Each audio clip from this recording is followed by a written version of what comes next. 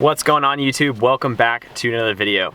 So today we got the Tacoma and we are a couple miles away from home, but we're looking at camper shells today.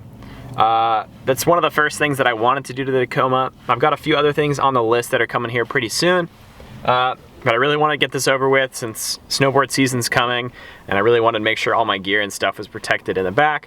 I thought this should be the first thing that I should do.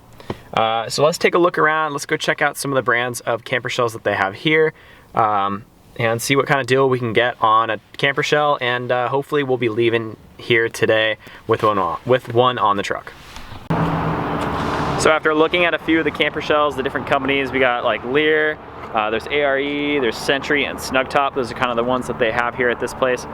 Looks like the Snug Top's gonna be the best deal. One of the reasons why I chose the Snug Top is because it has the capability to put up to 500 pounds on top of the camper. So here it is right here. It does not have the rail system on this one, but it's something that can be added on in the future. So if I wanted to end up putting like a rooftop tent up there, I could. But for the time being, this is gonna do really well. It does come with a Pro Lock here, so it's pretty easy access, just pops open like that. Full access, have a full black headliner already installed, and then it does have a drop down and sliding back window so that in case it gets dirty on the back window of the cab, it's a lot easier to clean it if that's able to fold down. Also has a 12-volt light and USB plug-in. You can see the light kind of up there. Later on, I do want to add some LED rails that go on the sides so I can like get this bed like super bright. But I'm not sure how hard that will be, but that's going to be a little DIY project later on. And to go over, this is the Snug Top Rebel, which is their entry line. But what I liked about this one is it's not the frameless window on the sides, and I wanted this one because it matches a lot more on the cab of the truck with this like weather stripping here. Matches the doors, so it's kind of like blends a lot better than the frameless window like it has back here. So I'm kind of just hanging out here for the next hour or so. So I'm probably gonna go for a little walk, get some food, but they're gonna get to installing this thing here pretty soon, and then I will show you guys the truck after it's all done.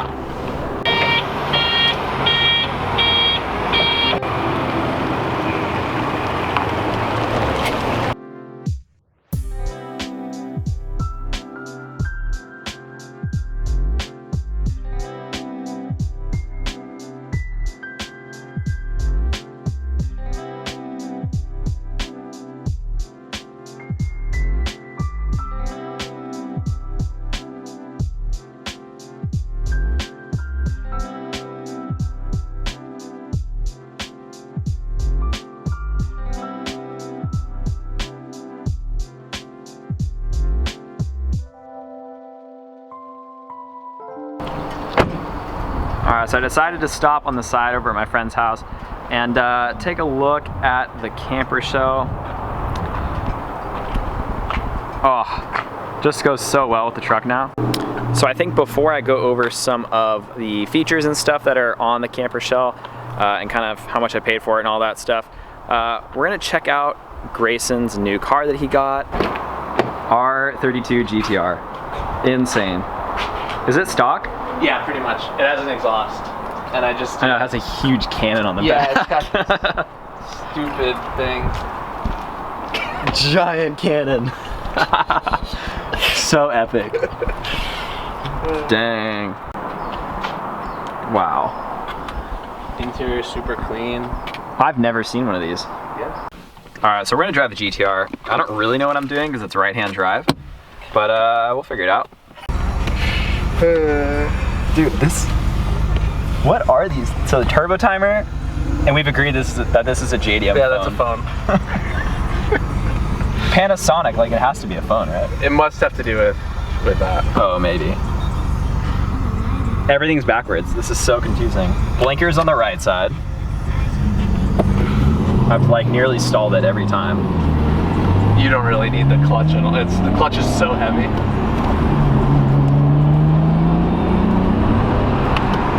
It is heavy, but like it's forgiving. Yeah. It's weird. Yeah.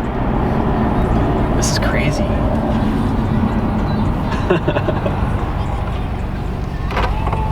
Wow. Oh, we got a boost gauge? Yeah. Oh, but it's in bar. Yep. It works though. Really? I think so. See? I guess so. That's kind of cool. Yeah, it's all factory. What does this horn sound like? Kind of a weak horn. It's kind of weak. Wait, front torque? What does that mean? Well, it's 4-wheel drive, so. Interesting. I don't know.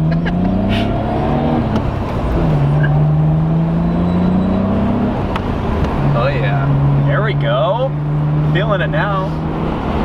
Except the fact that I'm on the right side. This is so weird. I'm like having such trouble staying in the lane. It's like driving in the middle of the road. Oh, there it is. This is so fun. I like how analog it feels. Yeah. It's like tight. I have no idea where I am. You're downtown. This is where the Sharks play.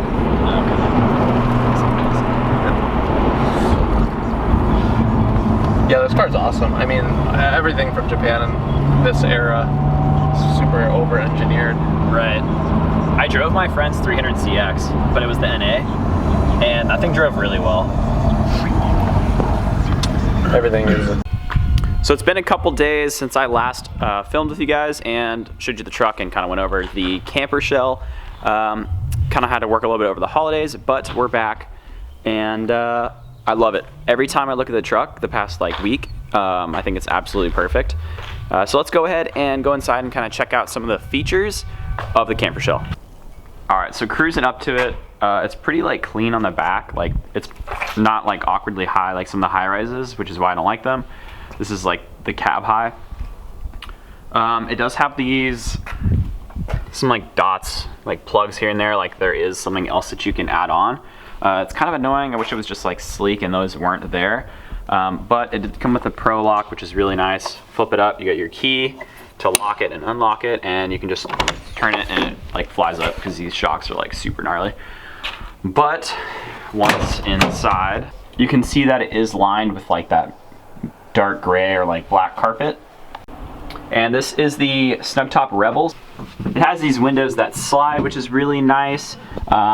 Basically, you just pop this clip and slide it back. And then it has like this like mesh screen in case you have like pets or something back here, and it doesn't allow like bugs in, which is nice if you're like camping. And it just locks both on the same side. And then it also has this on the back window, which is a must, I think, for if you're getting a camper shell, is unlocks there, unlocks here, and then just kind of just like pull it down and it completely lays all the way down back. So you can clean this side of it and you can clean your back window in your truck. It's kind of a big deal because I see a lot of times some people have like dirt in between there and they don't have one of these fold down windows, and it's like pretty much you're screwed. You got to get in there with like a paper towel and like a screwdriver and like try to clean it. I don't know how you would do it, but this is definitely a must. But yeah, super easy. Just goes back in there. It needs a little love. Just a little bit. There we go. Does that. And then this slides that way manually though on the other side. But we have our power window for the truck. And if you're looking over here on the left side, it does come with like the circuit panel or fuse box thing, which we call it, for the third brake light and the light inside the back here. Just kind of open this up. And you can see that it comes with 2 USB ports and those fuses for the 3 lights.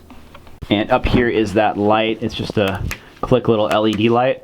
I do want to change this and get some like rail lights that go all the way to the top on both sides, just so we can get a lot more illumination in here, because this thing, I can tell you, like at really like at night, it's really hard to kind of see stuff that may be in the back, because this thing is not that strong. But that's pretty much it for the back of it. The height is pretty good. It looks like you got like 3 to 4 feet, like height wise. Like if you see here, I'll try to show you. So like I'm sitting up and I have maybe like 2 to 3 inches, which is fine. I mean, if you got a little mat down here and you're sleeping, you're not gonna like really hit your head that often. Another thing that I noticed, which I really like, is it doesn't drill into your bed, which I've seen that before. It's just like a clamp style with these like 3 bolts that go along the side of it. And it's pretty sleek. It still allows you to use these, which is nice in case I ever need to tie something down. And it's nice to still be able to use that function that came with from factory. But other than that, I'm pretty satisfied with this camper shell. I was worried that I wasn't gonna get much for how expensive these are, because this was the more expensive brand, because I was also looking at the Lear and the ARE, and as I showed you guys, I was kind of just wondering, like, why would I spend the extra $300 for the snug top? And I'm seeing it. Like, I can't compare it with a Lear, but I'm seeing the quality here, and definitely happy I made the choice that I did. But in the light here, you can see the camper shell is pretty, like, accurate as far as paint matching goes. Looks really good. The only thing that I think I would like to fix is maybe slide it just a little bit farther forward if that's possible, because this line, you can kind of see it doesn't quite like fit perfectly. I think the camper shell could go forward like maybe 1/4 of an inch. But other than that, I'm like pretty stoked with it. But this morning when I went out to the truck, I read on Facebook on one of the truck groups, or Tacoma groups, that you can remote start your truck. No one told me that at the dealer when I was buying this thing, but I'm super stoked on it. I like started laughing, and my neighbor looked at me all weird when he was putting trash cans away this morning, because I was just laughing at myself because I was just super stoked that it has remote start. But let me show you guys. All right, so you have your truck, right? It's locked. So what you do is in the morning or whatever, when you're trying to warm up your truck, 1, 2, 3, and hold, and you'll see the hazards flashing. 1, 2, 3. Boom. I've never had remote start, so I'm just pretty stoked on this. The only thing I don't like about it is when you go to unlock the truck when it's running, it shuts off. So you have to get in and start it. I wish it was just like you got in and it knew that you had the key and it would just keep running, but whatever. So I think that's gonna be pretty much it for the video today. Let me know what you guys think of the camper shell. Let me know if there are some other things I should do modifying to the camper shell wise, because I know there's a lot of things you can do, like add those lights and whatnot. So go ahead and in the comment section below, go ahead and throw some suggestions down there. Other than that, thank you all for watching. I will see you all on the next one. Peace out.